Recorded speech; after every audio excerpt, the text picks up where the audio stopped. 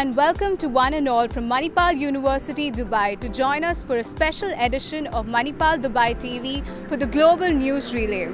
In this fourth edition of the Global News Relay, centered on solution journalism, we bring to you some gripping stories from across the Emirates. This year, we take you on a unique journey featuring the breast cancer awareness campaign called the Pink Caravan Ride 2017, the initiative undertaken by the Special Family Support Group, the food station set up for cats by the Animal Welfare Abu Dhabi, and the Drones for Good Awards 2017.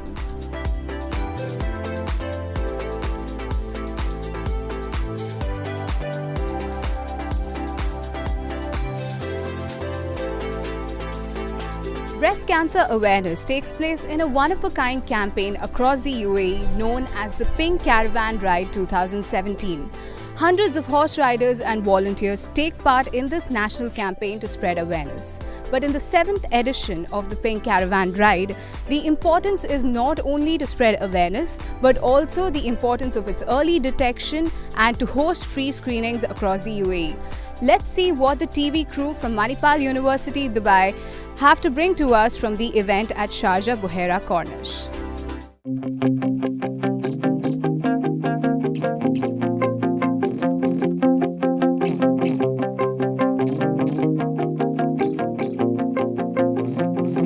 We're here at the 7th edition of the Pink Caravan, an annual breast cancer awareness campaign, which is an initiative by the Friends of Cancer Patients. Marking its official 7 years, this year the theme follows as 7 years for 7 Emirates. It is going to be a 10-day ride with over 150 horse riders and over 100 medical students to encourage and spread awareness in the community about free medical checkups. Today's program kicked off with an exciting parade of horse riders in their traditional sports outfit representing the color pink. We had the chairperson of the higher organizing committee of the Pink Caravan, Reem bin Karam, as the distinguished guest to add starlight to the event. The event also provided a screening booth to women for free medical checkups. So this year we have developed the concept of a permanent booth or a permanent clinic, where it is a fixed clinic for the whole 10 day. It's in a fixed location with fixed timing, and a woman, if she cannot make it to the mobile clinics, she can still avail the services in the fixed clinic. This program was not only targeted towards women, but also men who volunteered in multifarious activities. To raise the awareness about the breast cancer, as however it affects women and men as well. A lot of men they think that it will not affect on them. So because of that, I joined the Pink Caravan to raise that awareness, to let them know that it can be and it can happen to them. One of the horse riders present at the site was delighted to talk about his experience seeing the Pink Caravan grow over the 7 years. Well, numerous additions, even in the sense of the people's reaction to the Pink Caravan. The first year we were riding in the streets, okay, it was something new, people were excited, but then they didn't really get what the Pink Caravan was all about. But year after year after year, we've seen the people get more educated about breast cancer, more educated about the early detection and its importance. You know, they're more attracted to the Pink Caravan, more attracted to the free mammograms that we give, to the free instructions that we give, and so on and so forth. Many families were present at the venue to support this initiative. With camera person Karan Hunch and Chetna Vaidyanathan, this is Sakina Habib reporting for Global News Relay. The Special Family Support Group emerged in the UAE as an initiative to bring together families with children with special needs to connect with other families in similar situations. The SFS, which is led by Mrs. Gulshan Kavarana, aims not only to spread awareness but also to educate the society of the special needs of these families. The SFS thus aims to create a community where the families can live harmonious and meaningful lives. The School of Media and Communication of Manipal University, Dubai got the opportunity to meet and become a part of one such community. Let's take a look.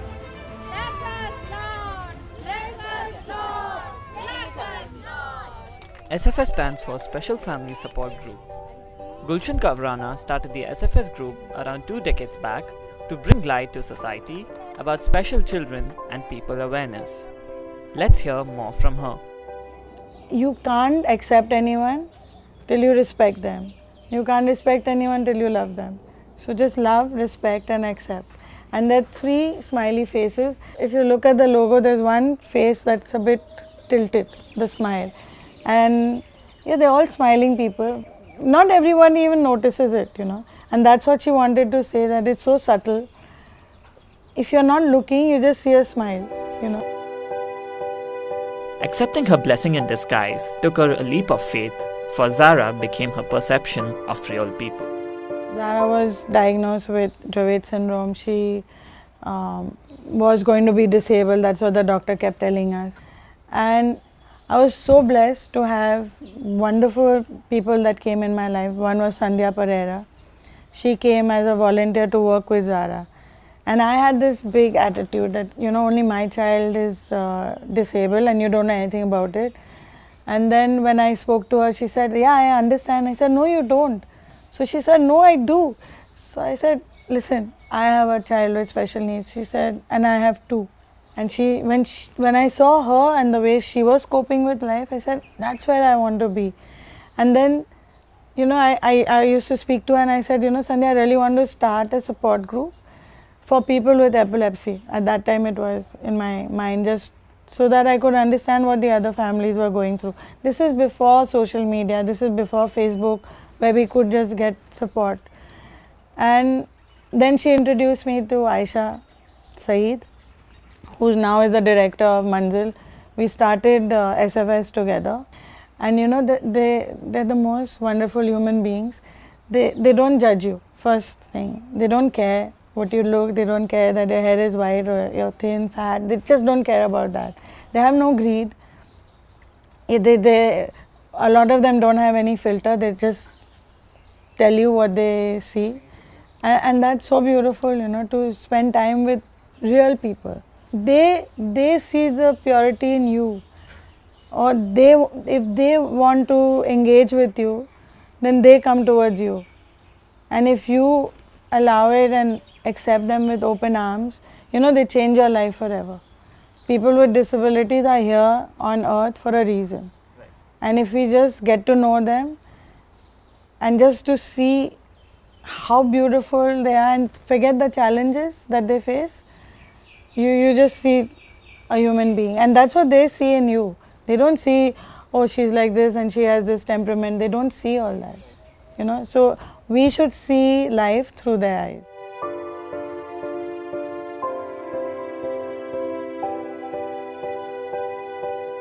Because I'm part of a family and I wanted my whole family to enjoy with, it was wonderful that we could go out as a family and we could go to the picnic.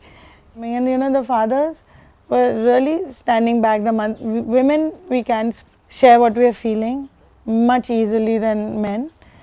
And then once the men started talking about it and their struggles, they have financial struggles as well.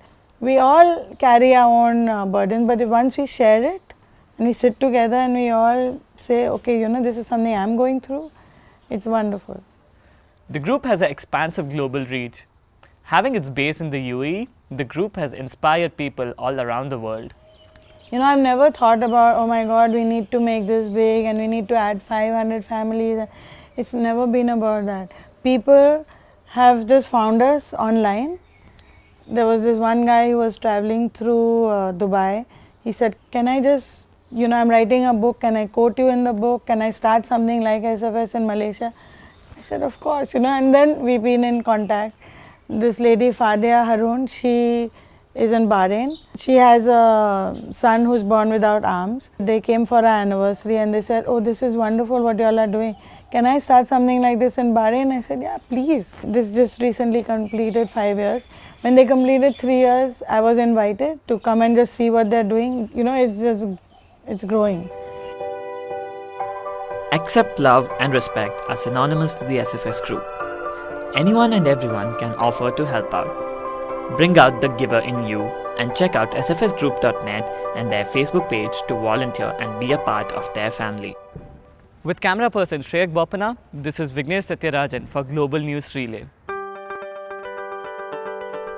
A series of cruelty cases against cats in Abu Dhabi called for a volunteer-led education program known as the Animal Welfare Abu Dhabi. The program, which is led by Dr. Susan Aylott, has established multiple cat feeding stations across the emirate. The media crew of Manipal University, Dubai, has more for us on this story.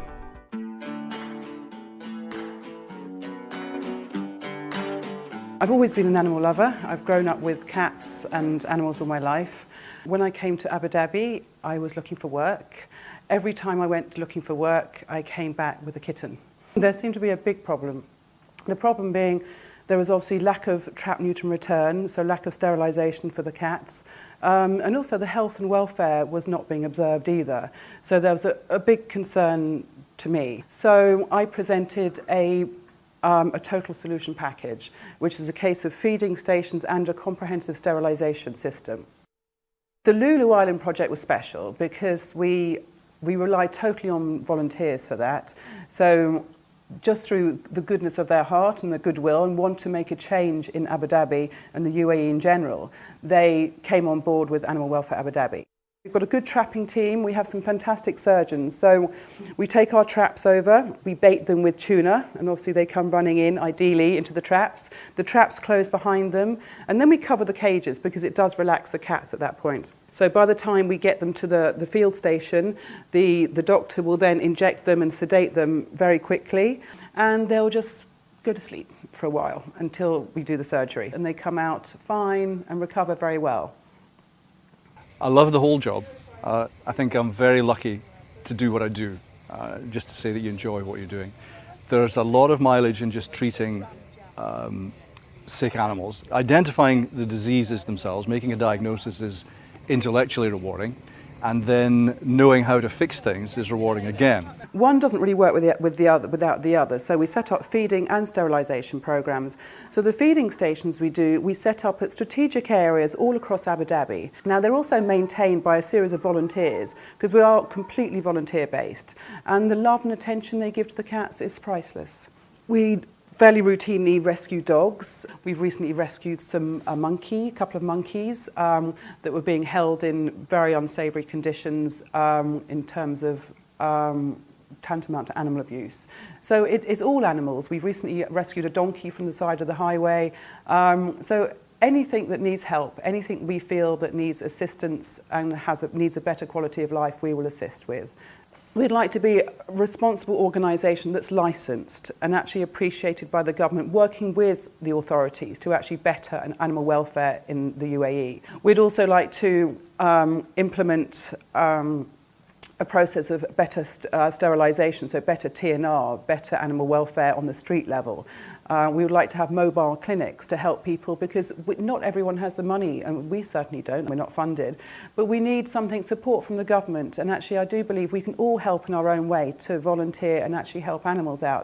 We're a community-based programme where we all not just care and respect for animals, we care and respect for each other in the community, so building community links, building ties and improving the lives for everybody and obviously the animals.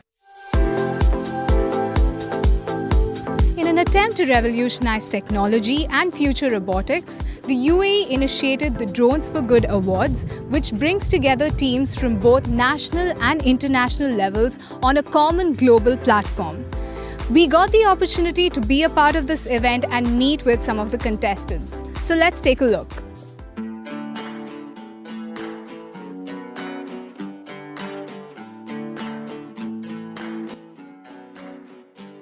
It's hard to imagine drones carry out rescue missions, provide communication in disaster-struck areas and prevent oil spills.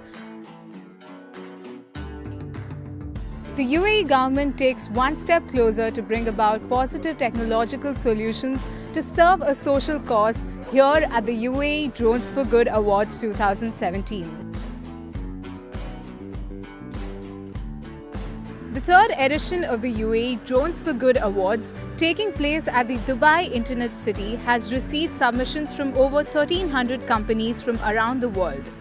The event is not only aimed at attracting big companies and support startups, but also to support the initiative to do good for humanity.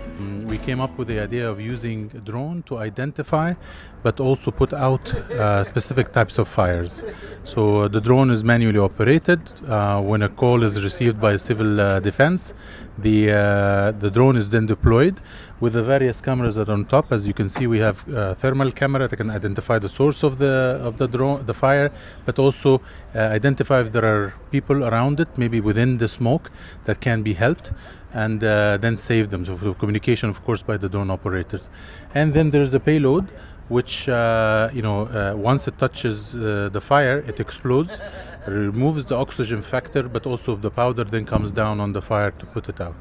So this was how we put the ideas together. We went several iterations of prototyping, and then we found the right use case for it, and we applied for the competition. So everything here is not about inventing something new, it's about utilizing the various aspects that are already out there into something that is unique. So my name is Patrick, and I'm the founder of U.A.E. And U.A.E. is also the name of this drone. U.A.E. is it's not a drone and it's also not an airplane, but it's a combination of both of them. So the unique thing about the aircraft that we are building is that it can take off and land like a drone, so vertically, as well as fly horizontally like an airplane. And that's about 10 times as efficient, so therefore we can stay up in the air for hours and hours. And we have a range of about 400 kilometers. Actually, the whole reason that our company exists is because we want to do good. We started off with the fact, okay, how can we contribute to the world and how can we make sure that we actually help out? And we mainly focused on the refugee crisis. On the Mediterranean Sea, every year about 4,000 people die, and well, it seemed that no one could do really anything about it. So we said we have to have a drone or something to find those people, find the refugee boats, and make sure we can actually help them, so give them rescue aid. And the normal drones were absolutely not good enough, so therefore we built our own.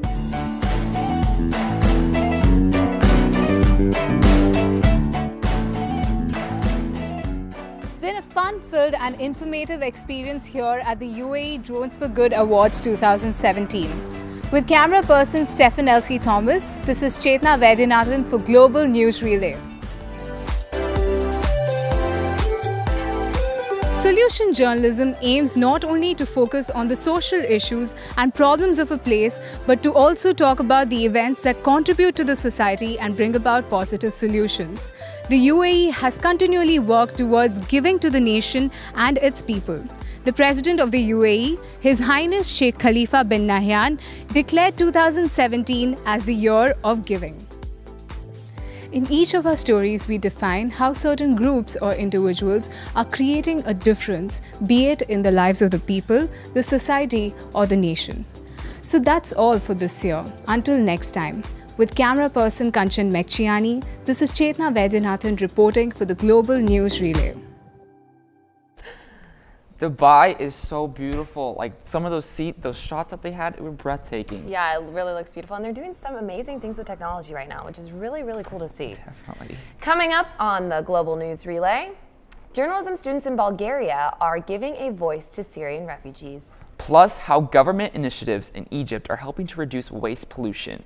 And crime in the UK, how journalism students at Coventry University are finding a correlation between crime motives and race. When we return.